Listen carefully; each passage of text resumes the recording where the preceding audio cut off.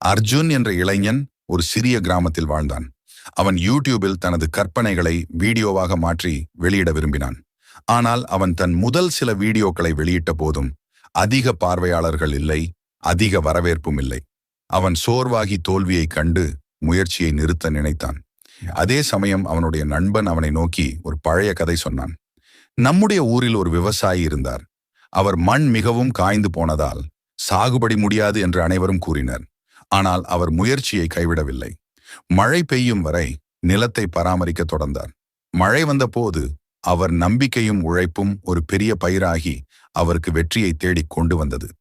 இந்த கதை அர்ஜுனின் மனதை தொட்டது. அவன் தனது யூடியூப் சேனலுக்காக புதிய விஷயங்களை முயற்சிக்க துவங்கினான். அவன் விவரங்களை ஆராய்ந்தான், தனது திறமைகளை மேம்படுத்தி கொண்டான்.